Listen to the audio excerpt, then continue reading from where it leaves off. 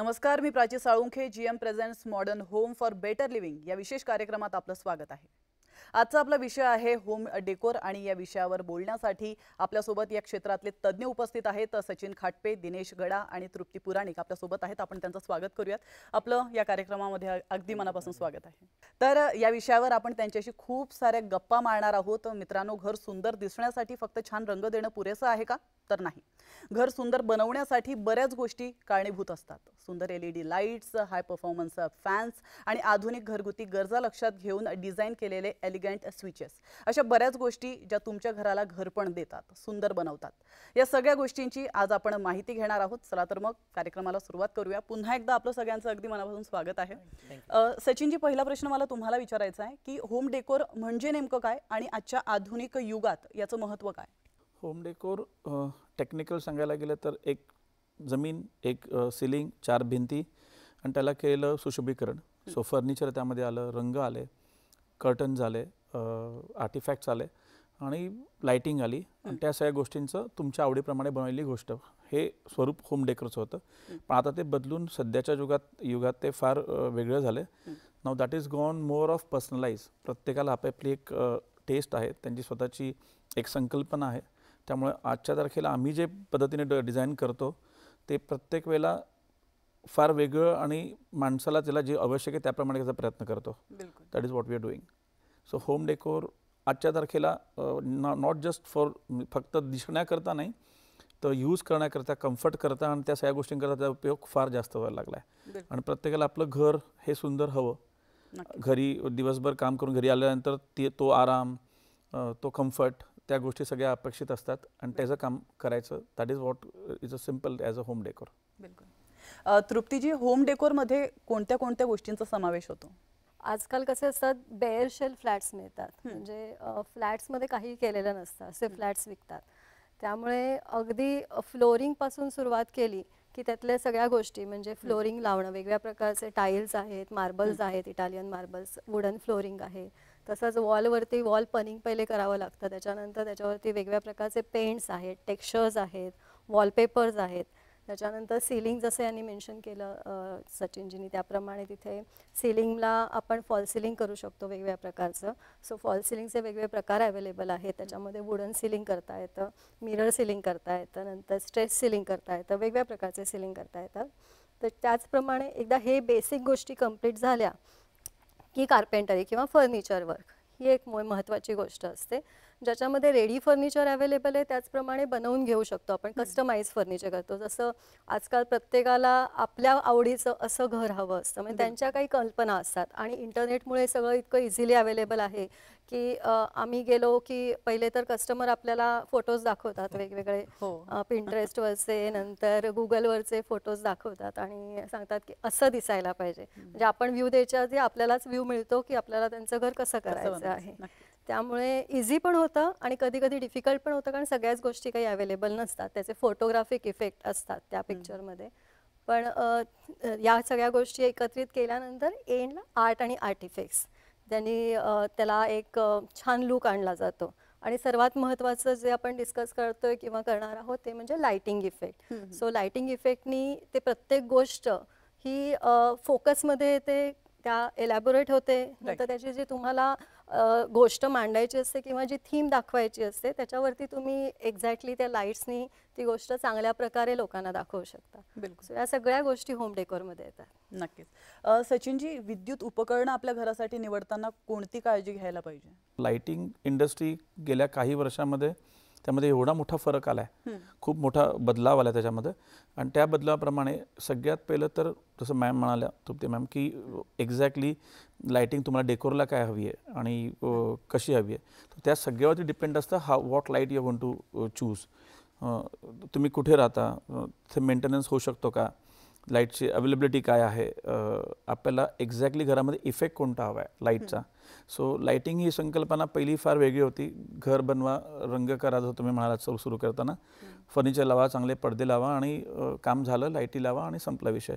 आज लाइटिंग तशी न थांबता, स्विचेस तसे न थांबता, फॅन्स तसे न थांबता आज ते फार पुढच्या गोष्टीपर्यंत गेलेले आहेत. लाइटिंग चूज करताना आम्ही प्रत्येक गोष्टीला काय इम्पॅक्ट हवा आहे, मी लावलेलं भिंतीचं मटेरियल काय आहे, त्याला माझं कुठच्या इम्पॅक्टचं कसली मला अपेक्षा आहे, माझे फर्निचर कुठे गेलेत, माझे आर्टिफॅक्ट्स कसे लागलेले आहेत. सो एव्हरीथिंग गोज, ते सगळं त्यामध्ये काउंट होतं. आज लाईटीचा रंग जसं आपल्याला पहिल्या सवयी होत्या, आपण वर्षानुवर्ष ट्यूबलाईट हा प्रकार वापरलेला होता. आज आपण तिथपासून COB पर्यंत पोहोचलेलो आहोत आणि त्यामध्ये पण त्याचे वेगवेगळे कोन आहेत, त्याचे डिग्रीज आहेत, कलर चेंजिंग आहेत, त्यामुळे बऱ्याचशा गोष्टी आहेत. तर हे सगळी ज्या विद्युत उपकरणं घेतो आपण त्यावेळेस एक्झॅक्टली केलेलं डिझाईन, आपल्याला अपेक्षित असलेली पूर्ण जो लुक आहे ते ध्यानात ठेवून आपल्याला आपले उपकरणं आणि बाकी सगळ्या गोष्टी सिलेक्ट करायला लागतात. आणि त्या गोष्टी तेवढ्या अवेलेबल आहेत मार्केटमध्ये. आज बरेचसे ब्रँड त्या सगळ्या गोष्टी परिपूर्ण घेऊन आहेत. त्यामध्ये तुम्हाला सगळ्या रंगांचे व्हरायटीज मिळतात, तुम्हाला फिनिशेस वेगवेगळे मिळतात, तुम्हाला इफेक्ट्स वेगवेगळे मिळतात. तर ह्या सगळ्यामुळे ती इंडस्ट्री आता फार मोठी आहे आणि वापरायला आणि काम करायला आम्हाला फार बरं पडतं. आणि जो आउटपुट अपेक्षित असतो क्लायंटला, so that we can provide with the right select गोष्टी केल्यानंतर. सो हे all depend on what you want, तुम्हाला काय हवं आणि आपल्याला त्यानंतर काय द्यायचं त्या गोष्टीवरती पूर्णतः डिपेंड असतं. बिलकुल. दिनेशजी, आता सचिनजी यांनी सांगितलंच आपल्याला की बाजारामध्ये अनेक गोष्टी उपलब्ध आहेत आणि ते इझिली उपलब्ध असतात, जसं तुम्हाला हवं आहे तसं उपलब्ध असतं.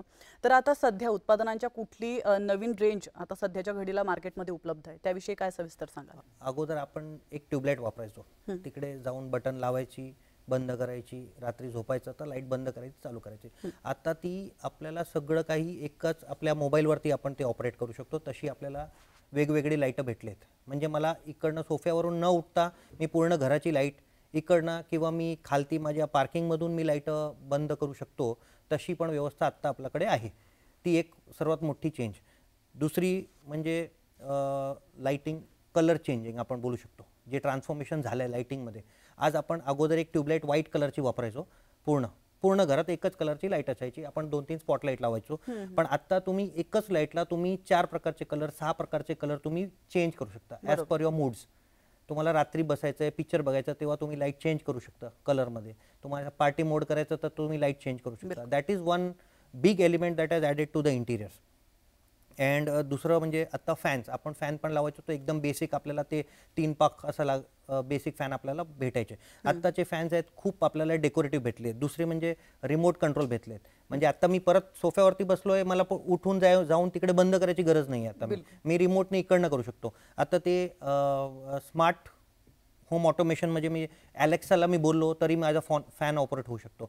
म्हणजे that is very convenient basically. अगदी पडदे देखील बंद करायची गरज पडत. एकदम एकदम एकदम.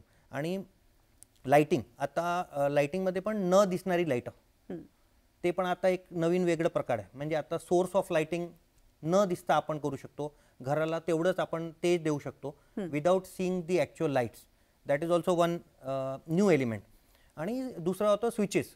स्विचेसमध्ये अगोदर ब्लॅक व्हाईट आपल्याला तसं भेटायचे. आता आपल्याला एवढी चांगली फिनिशेस आता भेटायला लागले आपल्याला की आपल्या डेकोरला आपण कॉम्प्लिमेंट करू शकतो. आता दिनेशजी, कुठलंही उपकरण इन्स्टॉल करत असताना अनेक गैरसमज लोकांच्या मनात असतात की खूप सारं आपल्याला आता गोष्टी करायला लागतील.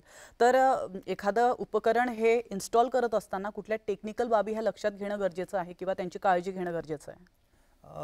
2-3 मेजर जे आता म्हणजे स्पेशली ऑटोमेशनला आपण विचार करतो तेव्हा लोकांना असं वाटतं की आता माझं घर झालं आहे आणि मला ऑटोमेशन करायचं, पण मला खूप सारं तोडफोड करायला लागेल, मला चेंजेस करायला लागेल, खूप कॉस्ट असणार आहे. पण सध्या ते न असता आत्ता आपण जास्त चेंज न करता, तोडफोड न करता ही आपण ऑटोमेशन घरात ईज आणू शकतो. म्हणजे जास्त काही न करता एलिमेंट्स, म्हणजे आता लाइटिंग आहे ती लाइटिंगच आपल्याला तशी भेटली आहे की आपल्याला वायरिंग न करता पण आपण फक्त रिमोटनी किंवा आपल्या ॲपनी पण आपण त्याला यूज करू शकतो. म्हणजे काहीच तुम्हाला चेंज करायची गरज नाही आहे. फॅन तुम्हाला स्मार्ट फॅन पाहिजे तर तुम्हाला काही नाही करायचं, तुम्हाला फक्त ते तुमच्या ओल्ड फॅनला तुम्ही रिप्लेस करून टाकलं तर that also is now workable. तुम्ही ॲपवरती त्याला वापरू शकता, तुम्ही रिमोटवरती त्याला वापरू शकता.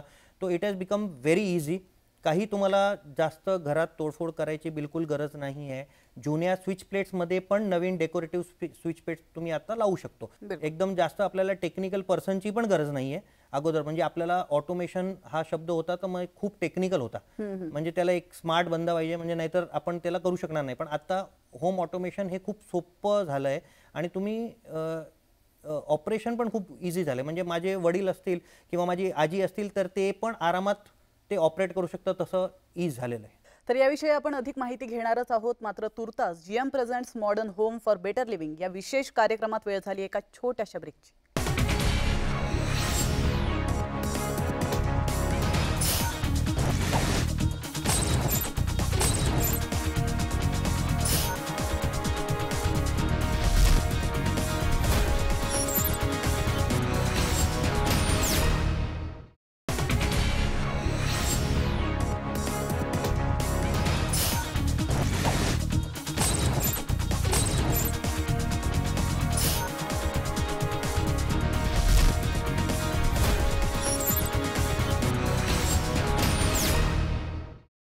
ब्रेकनंतर GM presents modern home for better living या विशेष कार्यक्रमात पुन्हा एकदा आपलं स्वागत आहे. तृप्तीजी, आपण पाहतो की प्रत्येक गोष्टीचा एक ट्रेंड असतो, तसं होम इलेक्ट्रिकल्सचा जर विचार केला तर कुठल्या बाबी आता सध्या ट्रेंडमध्ये आहेत? स्टार्ट केलं तर स्विचेस पासून सुरू करूया. सो स्विचेसमध्ये जसं दिनेश सरांनी मेन्शन केलं त्याप्रमाणे स्विचेसमध्ये अगणित असे कलर्स आलेले आहेत. पूर्वी फक्त एक व्हाईट स्विच प्लेट असायची आणि त्याच्यामधले मॉड्युलर स्विचेस असायचे, सॉकेट्स असायचे, सगळं व्हाईट असायचं. पण आता ते रिप्लेस झालंय म्हणजे glass material wise also replace झालेत आणि त्यांचे कलर आणि टेक्स्चर वाईज पण ते रिप्लेस झालेले आहेत. त्यामुळे त्या स्विचेसमध्ये खूप कलर्स येतात. सो तुमच्या ज्या बेडरूम किंवा लिव्हिंग रूमची जी थीम असते त्याप्रमाणे तुम्ही ते सिलेक्ट करू शकता. त्यामुळे या नवीन गोष्टी आहेत. त्याचप्रमाणे तुम्ही ते स्विचेस पूर्णपणे टचनी रिप्लेस करू शकता. म्हणजे त्यांना तुम्हाला नुसतंच बोट टच केलं तुम्ही तरी ते होऊ शकतं.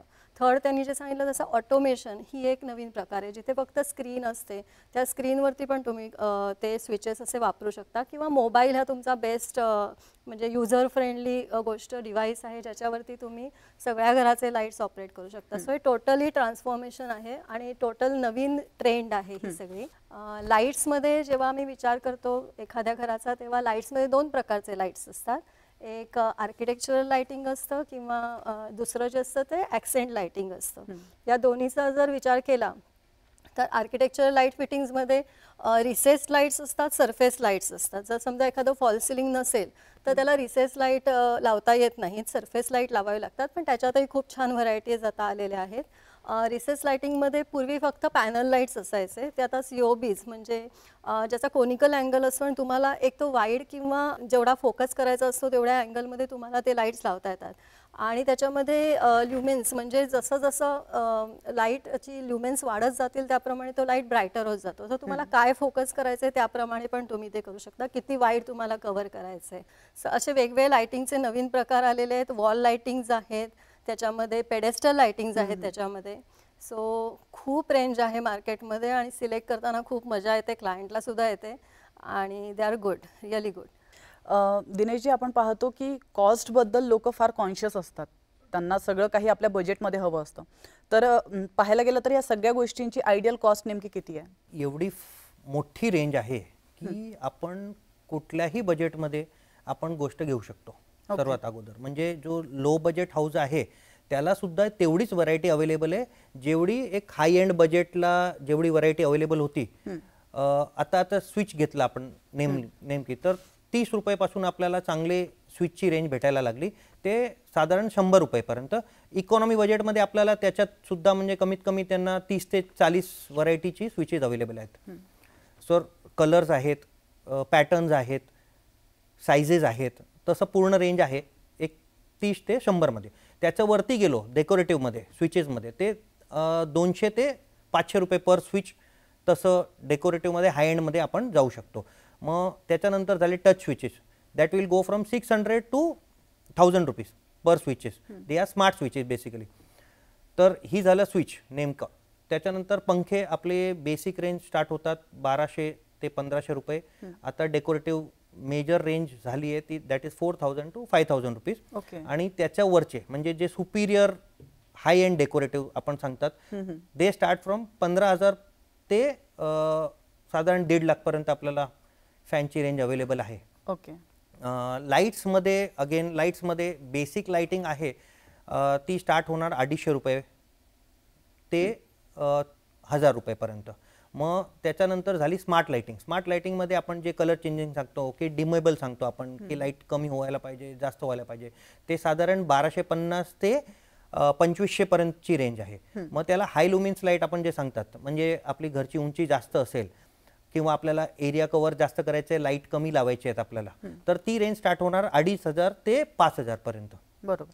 आणि मग एक्सटिरियर लाइटिंग असेल ते खूप वेगळी रेंज आहे, पण ते अगेन 2,000 ते 10,000 पर्यंत आपल्याला एक्सटिरियर लाइटिंगची वेगळी वॉटरप्रूफ लाईट्स आपण जे बोलतो ते स्विमिंग पूलसाठी आहे किंवा गार्डनसाठी आहे, that decorative light will go 2,500 ते 10,000 पर्यंत. बिलकुल.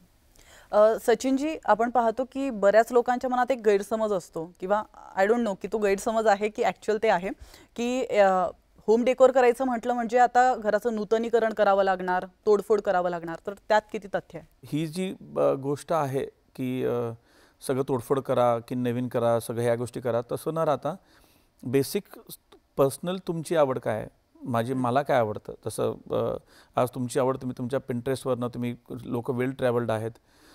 मी शहरी भाग सोडला, गावाकडे जरी गेलो तरी मुलांना बऱ्याचशा गोष्टी इंटरनेट्समुळे सगळ्या मुलांना, घरातल्यांना सगळ्यांना माहिती असतात आणि त्यामुळे ते फार पर्सनलाइज झालं आहे.